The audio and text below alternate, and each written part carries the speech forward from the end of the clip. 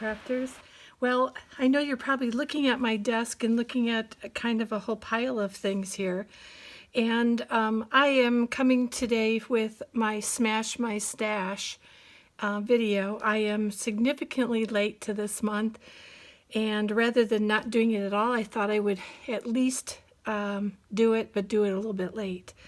And so this month was fibers and trying to do something with a ribbon and other, fiber mediums and things like that. So one of the things that I chose to do was to make ahead some ribbons that I can use for cards or floral displays on my albums and things like that. So what I'll do is I'll keep this in with my card kit that I've put together, where I don't know if you remember, I've got some boxes where I've got some cut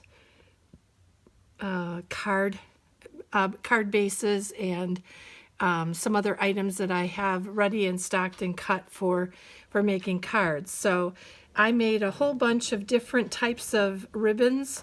This one is with the two ribbons.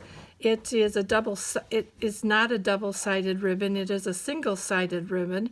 So some of these are going to have to be just played with a little bit before they actually get put on the card. But I don't worry about that too much until I get them on the card. So that's how our double ribbon looks. I've tried to do, that's a double ribbon in a little bit wider format. And again, some of this has to get played with a little bit so that it's sitting properly for the card or for the floral bouquet. One of my favorites is, of course, the buffalo check in this thinner ribbon.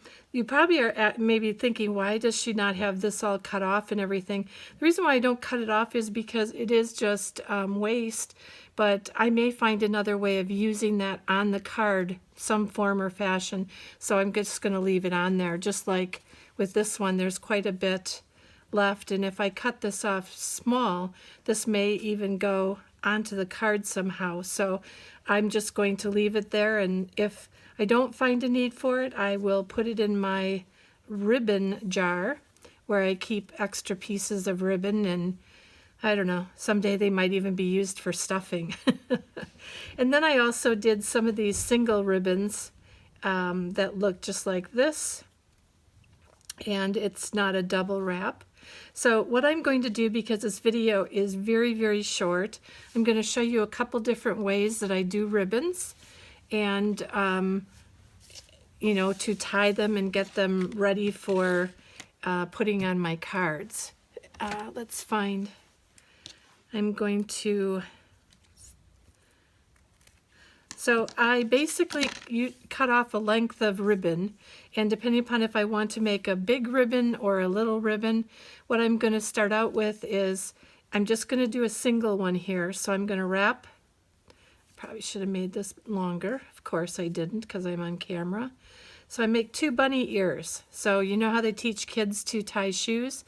I make 2 bunny ears and I tie one over the other and pull that tight and then play around with it a little bit in order to even out my ribbon. Sometimes you have to retie them if they're not really quite equal enough, but this one I'm going to cut down for it to be very small. So this one I would cut this side down quite a bit. But basically it's just bunny ears, and you can make yourself a cute little ribbon that'll fit nice on a card. And the secret to this really is for me anyways, is pulling it tight, then pulling it loose, then pulling it tight, and kind of froofing up those bows a little bit. And then if one side is bigger than the other side, to cut the ribbon off. I also use, on the ends of my ribbons, I usually use some Fray Check. This is my Fray Check in this bottle. It's a very, very little tipped bottle so that I don't get too much on it. But I would, I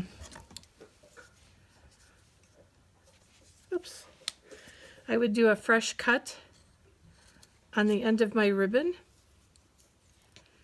on both sides. And then I would take my fray check and I basically put it onto one side, and it looks damp and it looks like it's going to stain and it's going to show, but honestly it dries clear. So I put it on my ribbons and then I just leave it off to the side so it can dry until I put it away or put it on the card or on my album.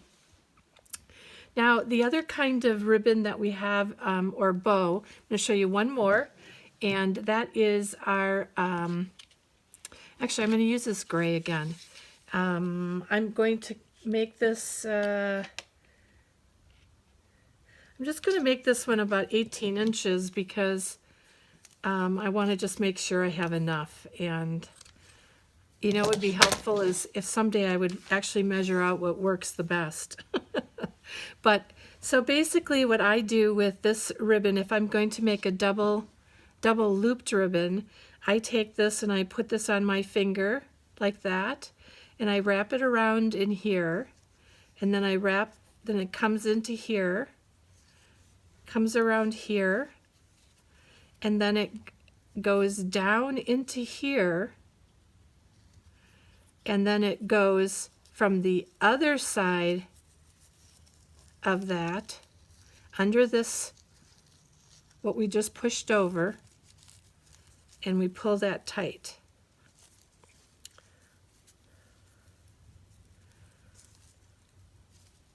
I feel like it's not working quite right. Hold on, sorry guys. Well, I'm back. Here, in the minute I turned the camera off, I did it. So let me just cut another piece of ribbon. Let's make sure that I can do this right. And I'm not going to feel bad if any of you clicked off the video because of me doing this. So you're going to hold that one here. This is going to come around. This is coming under here. And then this goes around again. And it goes around one more time. And then it goes into the middle. That's what I was missing, was coming around my finger one more time. And so then it goes down and around, and then this goes in and under, and I pull this tight like that. And then you can slip it off your fingers. Some people use forks, some people use like that Bow Dabra thing. I find that my fingers are always with me, so it's usually easier. So there you can see my double ribbon. Sorry about that, guys. Well, you can kind of see how the creative process goes in my house sometimes. Sometimes it works, sometimes it doesn't, sometimes I forget. So there we go. We've got our bows all set for Smash Our Stash, and looking forward to using those on some of my cards in the future. So thanks for hanging out with me and sticking with me with my creative opportunity on my bow. And I look forward to seeing you in the next Smash Our Stash video. Thanks so much. Bye-bye.